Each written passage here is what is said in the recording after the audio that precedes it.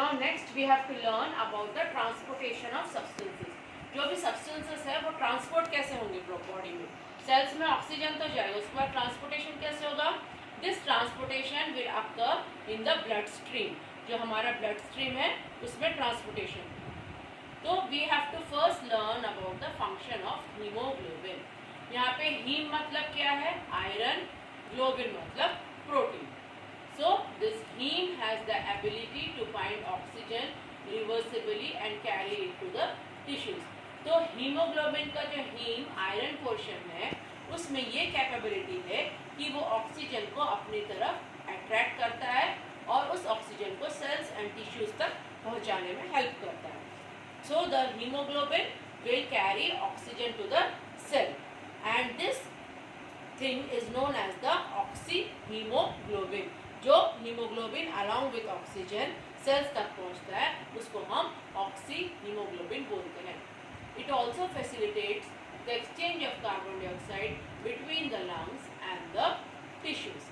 अब ये haem portion of the haemoglobin जो है ये ऑक्सीजन को लेकर सेल्स तक पहुंचा रहा है। वहाँ पे रेस्पिरेशन प्रोसेस जब कंप्लीट हो जाता है तो what ever carbon dioxide is form it has to come out of the body. तो what this hemoglobin will do, it will bring the carbon dioxide from the cells to the lungs and from the lungs it will help in pushing it outside the body through our nostrils. Thus hemoglobin functions as the primary medium of exchange of oxygen and carbon dioxide. So this hemoglobin is working as the main factor for the exchange of oxygen and carbon dioxide. Oxygen को sales तक पहुंचाता है और carbon dioxide जो form होता है body में sales में वो कार्बन डाइऑक्साइड को बाहर ले जाने में हेल्प करता है। और जब ऑक्सीजन हीमोग्लोबिन के साथ कंबाइन हो जाता है उसको हम ऑक्सीहीमोग्लोबिन कहते हैं।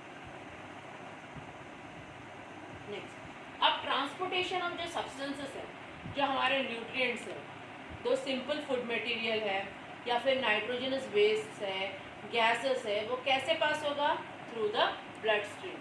This blood is the medium for the transportation.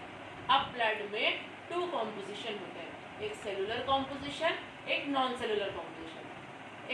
एक one of it will be the cellular part and the another is the non cellular part. The cellular part is comprising of sales.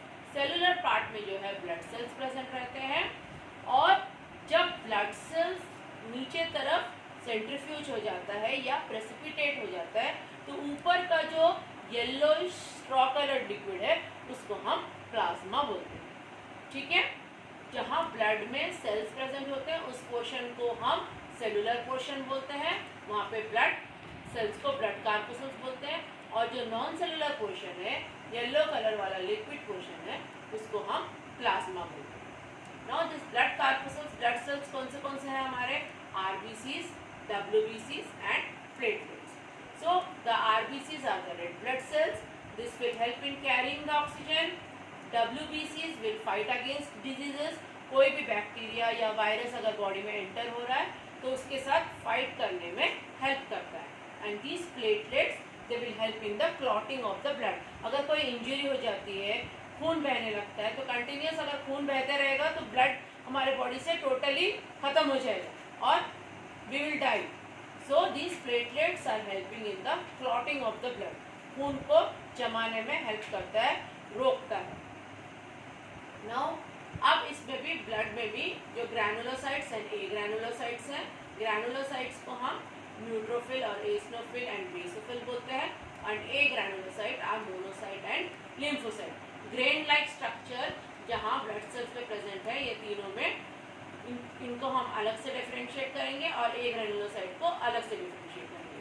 अभी हमारे syllabus में हमें बस यहाँ तक पढ़ना है कि सेलुलर कॉम्पोजिशन में RBC, WBC एंड प्लेटलेट्स आते हैं एंड नॉन सेलुलर कॉम्पोजिशन में जो है प्लाज्मा आता है and blood helps in carrying nitrogenous waste, nutrients etcetera to our body.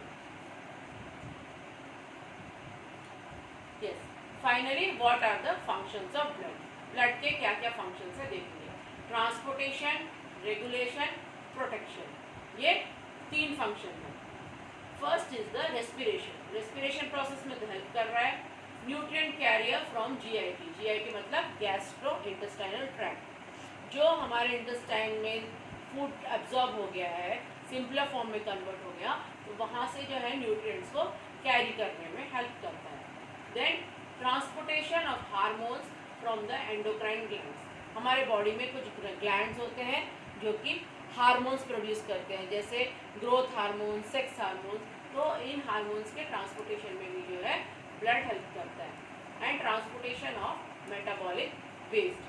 जो भी नाइट्रोजनस वेस्ट प्रोडक्ट्स, जो बाई प्रोडक्ट्स फॉर्म होते हैं after digestion process and respiration, जो कार्बन डाइऑक्साइड है वो भी वेस्ट है, और जो नाइट्रोजनस वेस्ट है आफ्टर डाइजेशन वो भी वेस्ट है. तो वो कैसे ट्रांसपोर्ट होगा? With the help of blood. Then regulation. Regulates the pH. PH को मेंटेन करता है, ना एसिडिक ना बेसिक, न्यूट्रल पीएच रहना है. Adjust and maintain the body temperature. हमारा बॉडी टेम्परेचर जो है it should be not more than 37 degree Celsius. So 37 degree Celsius या फिर 98.4 डिग्री फ़ारेनहाइट तक बॉडी टेम्परेचर को मेंटेन करने के लिए ब्लड हेल्प करता है. Maintains water contents of the cell. Dehydration नहीं होने देता है. It will hydrate the cells के वाटर कंटेंट को मेंटेन करता है. Next, protection. How it will give protection? WBCs protect against disease bye phagocytosis. अभी मैंने बोला ना, अगर कोई बैक्टीरिया या वायरस या कोई भी disease causing organism if it is entering the body, WBCs will fight against the disease causing organism. Phagocytosis means it will kill the organism, it will destroy and digest the organism. The reservoir for substances like water, electrolytes. तो liquid fluid की हमारी body को ज़रूरत पड़ती है, तो blood will be the store house for water and electrolytes. Performs haemostasis. Haemostasis means वही clotting जो है ब्लड परफॉर्म करता है ताकि खून पूरी तरह से बह ना जाए कोई इंजरी या फिर कोई कट या वुंड होने पर. तो these are the transportation properties of blood. So we have learned the respiratory system, how respiratory system functions in the human beings, and what is the function of blood. And for this blood to be transported and to move, to circulate in the body, we require a circulatory system. तो ये circulatory system क्या है? Pumping organ चाहिए हमको. वो pumping organ जो है heart है. In our next class we will learn about the circulatory system and function of heart. Thank you.